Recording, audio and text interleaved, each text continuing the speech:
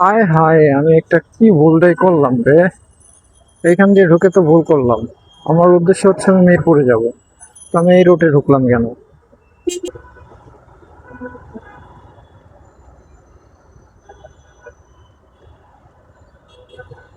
এই মুহূর্তে আমি আছি কারণ বাজারে। এই ঢাকা শহরের জামের কারণটাই হচ্ছে এই বাসগুলো। মানে আপনি দেখবেন মেট্রোর নিচ দিয়ে রাস্তা পুরোটা ফাঁকা, হুট করে যায় সামনে আগায় দেখবেন যে রাস্তায় প্রচন্ড জাম। তো এইটার কারণ আবার দেখবেন কি যে কিছু বাস আছে হোগা উল্টা দিয়ে বয়ে থাকে, ঠিক আছে, এমন ভাবে হোগা উল্টো দেখা করে দিয়ে বয় যে পিছনের গাড়িটা যাইতে পারে না। পিছনের গাড়িতে না যাইতে পারার জন্য সাইডে পাশে যত কটা গাড়ি সিরিয়ালে থাকে একটা গাড়ি যেতে পারে না, যার কারণে লম্বা একটা লাইন লেগে যায় জামের।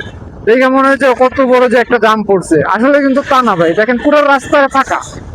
এই হলো ঢাকা শহরের চিত্র। সচরাচর আমি মিরপুর গেলে আমি এইখান দিয়ে একটু ঘুরে ঘুরে ঢোকার চেষ্টা করি, কারণ বিজয় সরণের সিগনালে আটকায় থাকতে হয় অনেক সময়, যার কারণে আমি বিজয় সরণের সিগন্যালটা অ্যাভয়েড করে যাওয়ার চেষ্টা করি। কারণ যদি আমি বামে যাব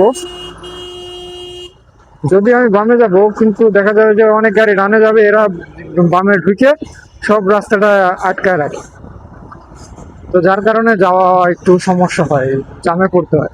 তো আমি এইখান দিয়ে আসতেছি, তাছাড়া আমি একটু ন্যাচারাল লাভার মানুষ, তো এইখান থেকে হাই সংসদের ভবনের পাশ দিয়ে যে রাস্তাটা চলে গেছে, রাস্তাটা কিন্তু অনেক সুন্দর একটা রাস্তা, যার কারণে আমি একটু ভিউটা ক্যাপচার করার জন্য কিন্তু আমি এই রাস্তায় ঢুকে গেছি। তো দেখি, ঢাকা শহর বাই হলো এখানে আসতে হলে আপনাকে প্রো হয়ে আসতে হবে। আপনি যদি বোধাই হয়ে যদি ঢাকা শহরে আনেন তাহলে সবে আপনার মাথায় কাঁঠাল ভেঙে খাবে। এটা হচ্ছে ঢাকা শহরের নীতি। তো ঢাকা শহরে কেউ যদি আপনার শালা কয় তাহলে আপনার হচ্ছে ডাবল শালা বলে গালি দিতে হবে।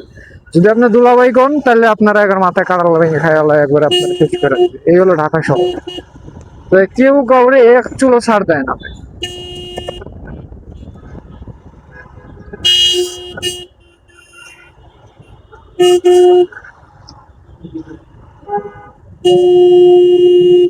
আর এই যে ঢাকা শহরে হলো আবর্জনা গুলো হচ্ছে এইটা।